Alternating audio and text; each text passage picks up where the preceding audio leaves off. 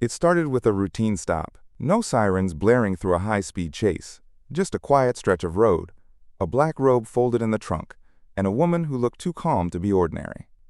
Officer Draper thought she was no one. He was wrong. When he raised his hand, he didn't just strike a driver. He struck something far older, far deeper. She looked at her watch, not at him. 3:15. That's when everything changed. And not just for him. The sirens pierced the quiet afternoon just as Cassandra merged onto Victory Drive. She slowed, not from guilt, but from muscle memory. Her foot eased off the gas, the indicator clicked softly, and her hands gripped the wheel with practiced calm. There was nothing unusual about this stretch of road. No posted limit changes, no sudden signs, just the sweeping oaks and the soft roll of her tires on sun-dried asphalt. In the rearview mirror, the cruiser grew larger, then flashed its lights once more. Cassandra guided her Chevrolet Impala to the shoulder without urgency. She shifted into park, exhaled once, and placed both hands on the wheel. From the passenger seat, her father's old watch caught a shard of late sunlight. That morning, her sister's words had echoed with unusual sharpness. Not all uniforms care who they pull over. The officer approached briskly, boots crunching over gravel. He leaned down, resting one hand on the open window, the other near his belt. "License and registration." Cassandra nodded once. "Of course, officer." Her voice was level, her movements slow. She reached toward the glove compartment, then paused. "I'm reaching into the compartment now." He didn't respond. She handed him both cards. He eyed them without moving.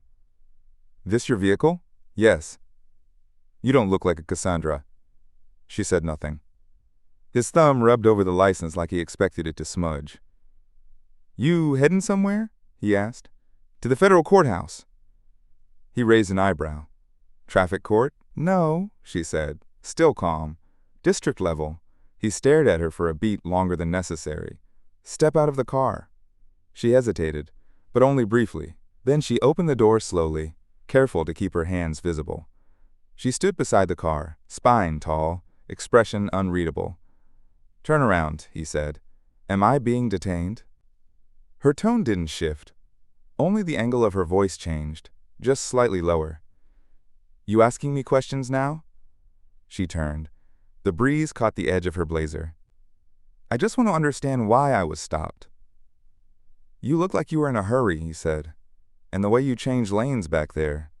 Suspicious." No lane markers were crossed. He took a step closer. "Ma'am, don't get smart. I don't need an attitude." She didn't reply. "Do you have any weapons on you?" "No." "Turn around and place your hands on the hood." She didn't move. Instead, she reached slowly into her purse, fingers brushing the smooth edges of her phone. "Don't move," he barked. Her fingers paused. She began to lift the phone. Without warning, his hand struck forward. The slap landed across her hand, then her cheek. Open palm, sharp and echoing. Her head tilted from the force, but she didn't stumble. The sting spread fast, hot, electric, but her feet stayed planted. She didn't speak, didn't flinch. She looked down, not at him, at the watch on her wrist. The sunlight caught its scratched glass face. Worn leather strap curled around her skin. The second hand moved without hesitation. She whispered to herself, 3:15, as if cueing something. Her fingers wrap around her late father's old watch. At 3:15 sharp, a black SUV rolled up behind Draper's cruiser. Unmarked, silent, with eyes that had already judged. Cassandra stood beside her Impala, her hands now loosely clasped behind her back. The air had thickened as the sun dipped lower, casting elongated shadows across the cracked shoulder of Victory Drive. A passing car slowed, then rolled on, but the SUV did not. Officer Draper didn't look up at first. He was too busy barking into his radio, muttering about backup and attitude and possible resistance. When the door of the SUV opened and two figures stepped out, only then did his voice catch on its own words. The woman moved first, sharp black suit, hair tucked, eyes shielded behind matte lenses. She walked with precision, Not urgency, but everything in her posture said this was already over. Beside her, a man in a darker suit followed, broader, slower, silent. They approached Draper without hesitation. "Officer Draper," the woman said. Her voice was even, clipped, not cold but devoid of pleasantries.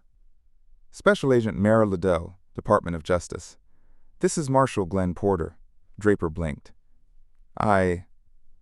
What's going on here?" "We're here on request," Liddell replied. Her hand didn't go to a badge. It went to her inner blazer, where she drew a sealed envelope. "Filed 24 hours ago.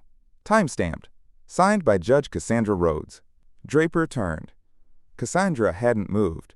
She wasn't smiling. She wasn't frowning. She was simply waiting. Liddell stepped aside.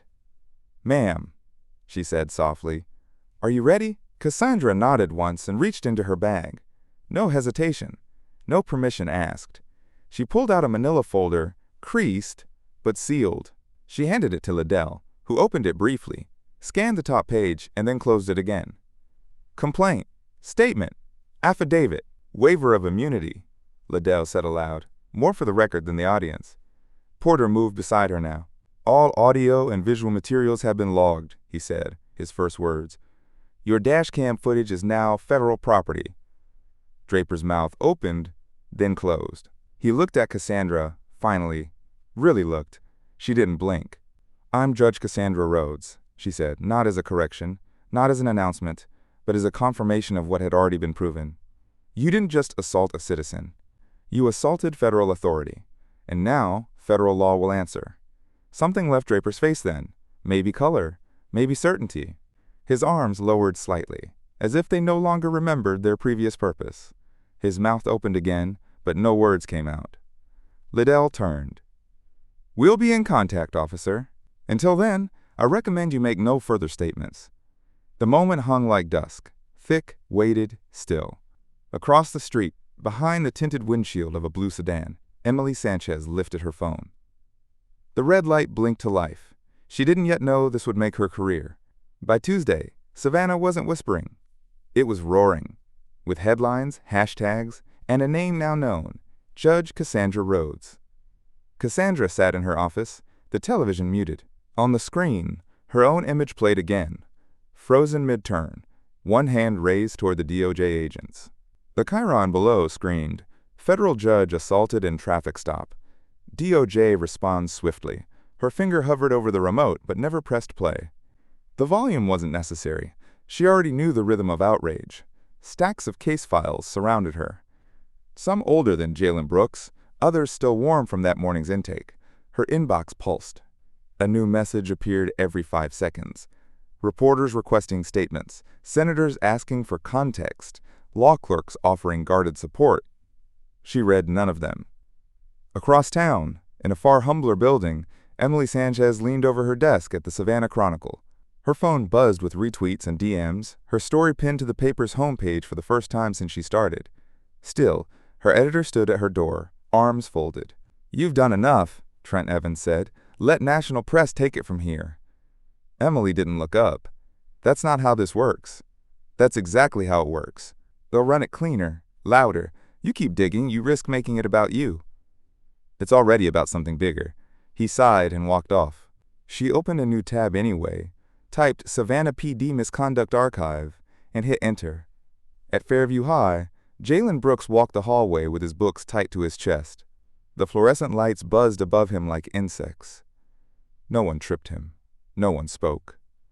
But the silence itself pressed down. In civics class, he'd quoted the Fourth Amendment. His teacher hadn't answered, just sent him to the office. Later, 2 school officers questioned him about agitation and tone. That afternoon, Cassandra received the file. A sealed manila folder slid under her door with a note. "Requested per your flag. Urgent." Inside, Jalen's name. Intake code. Verbal threat. Resisting authority. No actual charge. Just labels. She drove to the intake office without calling ahead. The room was gray. Chairs too hard. Ceiling too low. Irene Brooks sat clutching her purse like it might vanish. Jalen stared at the floor, his shoulders hunched inward. Cassandra introduced herself quietly, sat beside Irene without ceremony, and asked for the intake report. The desk clerk hesitated, then handed it over. She read every word, every vague phrase, every box checked without explanation. Then she looked at Jalen. He met her eyes, tentative but steady. "No," she said, low but firm. "Not this boy." Back at her office, night crept in through the blinds. She moved slowly, deliberately, to a drawer she hadn't opened in years. She pulled out an old folder, its tab labeled in red marker, Draper, 2018. Her face tightened. The boy didn't cry. Not when they cuffed him, not when they called him disruptive. But when Cassandra walked in, he looked like hope might still be possible.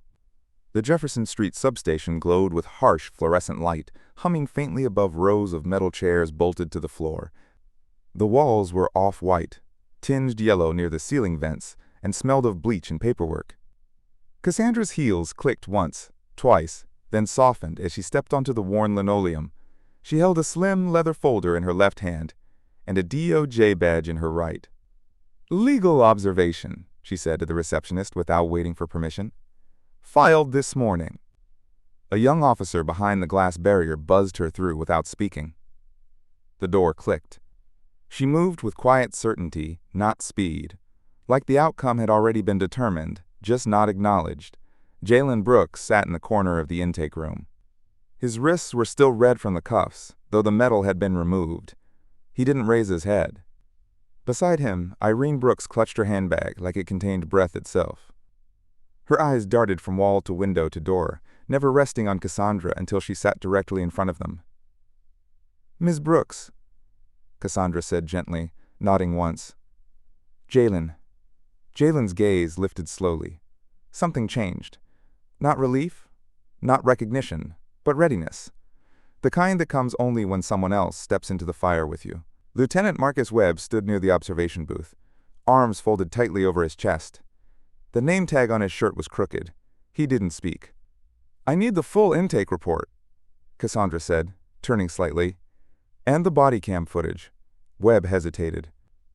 "Lieutenant," she said, without raising her voice, "this boy is in federal purview now. You know what oversight means." Webb walked off without a word.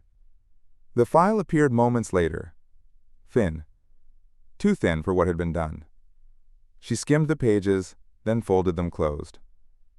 "Jalen," she said softly, "can you tell me what happened?" He shrugged, then whispered, "They said I stared too long. That I made the teacher nervous." Cassandra paused. Then she lowered herself to one knee, her blazer brushing the cold tile, the folder still in hand. She met his eyes directly. "I've been where you are," she said. "Maybe not in this room, but I've been told my presence was threatening. That silence was defiance. That looking up was disrespect." Jalen didn't reply, but he didn't look away. Webb returned, stood in the doorway, and gave a small, almost imperceptible nod. It wasn't approval, it was surrender. "I'm taking temporary custody," Cassandra said. Outside, through a narrow pane of glass, Emily Sanchez sat in her car across the street, camera already rolling, waiting for movement. The lens stayed steady, even as the shadows stretched long. That evening, Cassandra sat at her kitchen table, lights off, laptop open. The screen glowed with a single unread message. "No subject, no name," she clicked. "Know your place." The text was short, 2 sentences, enough to make the hair on her arms rise. The sender's domain was masked behind layers of legal and IT gibberish. Threats no longer hid behind tone. They used tech. She didn't flinch. She picked up the phone and dialed. "Emily," she said, "tomorrow we go to court. Bring your camera." The courtroom was quiet, but not calm. It was the hush before thunder. Savannah Juvenile Court had always carried a performative formality. Dark wood panels, polished brass fixtures, and rows of chairs too upright to be comfortable. The Thursday sun cast long shadows through the tall windows, slicing across the gallery where students, teachers, and reporters sat shoulder to shoulder. The room didn't breathe. It waited. Judge Merriweather adjusted his glasses and looked down from the bench with a gaze honed over decades. Cassandra stood just to the left of Jalen, her posture composed, her hands lightly resting on the table in front of her. "I don't see a formal filing under your name," Merriweather said, tapping his pen twice against a folder. "What exactly is your capacity here, Ms. Rhodes?" Cassandra met his stare without wavering. "Pro bono legal representative. Per state constitutional rights to counsel. I have filed with the clerk. Time-stamped 8:02 a.m. The judge's brow rose, but he said nothing. She didn't smile. She simply turned to Jalen. He looked small in the seat, hands folded too tightly in his lap, but when Cassandra gave him a quiet nod, he stood. "Your name?" the judge asked. "Jalen Brooks." "Tell us what happened." Jalen's voice cracked once before finding its rhythm. In class, the teacher asked about citizenship and rights. "I said we should all know what the Constitution says." There was a shuffle in the back row. "And what did you say?" Merriweather pressed. "I quoted the Declaration," Jalen said. "We hold these truths to be self-evident." That part. Silence again. Emily Sanchez, seated 2 rows behind the defense table, typed rapidly into her phone. Her fingers moved like they knew the story wasn't in what was said, but in who dared to say it. Cassandra stood. "Permission to submit evidence?" Merriweather gestured wearily. "Proceed." She approached the bench with a flash drive and a brief statement. "This contains hallway footage from the school's East Wing. Time-stamped 2 hours before Jalen was removed from class. It shows school officer Nathan Hale speaking with another student, coaxing them to file a statement. The student appears reluctant. The video played on the monitor to the left of the judge's desk. There was no sound, but the body language said enough. Officer Hale leaned close to the student, pointed, then handed them a pen. When it ended, Merriweather's fingers tapped the folder again. "You're asserting," he said slowly, "that this entire incident was constructed?" "I'm asserting that bias dressed as procedure is still injustice," Cassandra replied. "And this court should not aid it." Emily's tweet, "Bias dressed as procedure is still injustice," hit social media seconds later. Within minutes, it was trending. The judge hesitated, a beat too long. Then he cleared his throat. "Charges are dismissed. The record shall reflect no fault. Mr. Brooks, you are free to go." The courtroom let out a collective exhale. But Merriweather wasn't finished. He turned back to Cassandra. "I suggest you be careful, Judge Rhodes. Your conduct walks the line of politicizing the bench." She didn't blink. "I'm not on the bench today. I'm in the fight." That evening, Cassandra sat by her living room window, dusk spilling across her desk. The phone rang. A calm voice on the other end. "We need you in D.C. Monday morning." She didn't sit behind the bench. She stood at the front of the room. Cassandra wasn't there to judge. She was there to remind. The Savannah City Hall auditorium was packed. Every seat filled, the air buzzing with whispers and anticipation. Flags flanked the stage, unmoving. At the back of the room, camera crews adjusted their tripods. Journalists checked mics. Live stream indicators glowed red. Cassandra stood alone at the center. No podium, no gavel, no robe. Just a single sheet of paper in her hand, and a room full of eyes waiting to see whether she would speak like a judge or something else. "This isn't about a courtroom," she began, her voice carried without effort. "This is about what happens before you get there. What happens when silence is the only thing expected from you." She didn't name Draper, or Merriweather, or Officer Hale. But everyone knew. She named fear. She named patterns. She named all the boys and girls, told their tone was too sharp, their gaze too strong, their silence too loud. She named them like a prayer. Emily Sanchez's camera never dipped. She was pressed so close to the lens she could hear Cassandra's breaths between words. Her hands trembled, not from nerves, but from knowing history was no longer waiting.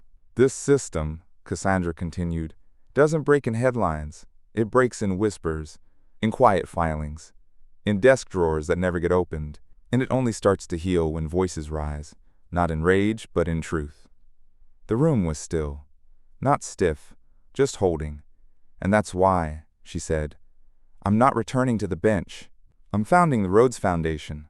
Legal training, advocacy, and defense.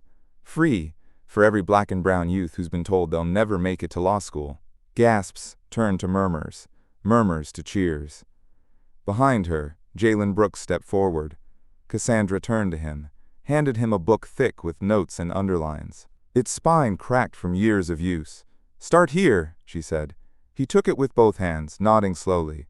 The room exploded. Standing ovation, applause that folded into tears. Some silent, some shouted. In the back row, Lieutenant Webb stood with his arms crossed, his face unreadable. But his nod, barely there, said enough. Later that night, Emily sat alone in her apartment, reviewing the footage. One still frame caught her eye. Cassandra standing before a mural, newly finished, still drying, painted across the wall near the courthouse. Cassandra facing a patrol car, her hand raised, not in protest, not in defiance, but open, steady. Emily uploaded the photo. Beneath it, the quote read, "Where justice flinched, she stood still." Cassandra saw it appear across the headlines just past midnight. She smiled softly, then looked over at Jalen seated beside her, flipping through the first chapter of the book. She turned to him and said, "Next case." She didn't speak of revenge, and yet the room felt changed the moment she put the law textbook in Jalen's hands. Cassandra had spent years behind the bench, but it was only when she stepped beyond it that the system began to shift. In a world that often mistook silence for weakness, she proved that restraint could roar louder than outrage. Justice isn't always about punishment, it's about presence. Sometimes, the most powerful revolution begins when someone simply decides to stand still. If this story moved you, consider passing it on. Someone out there is still waiting to be reminded that dignity is a form of strength.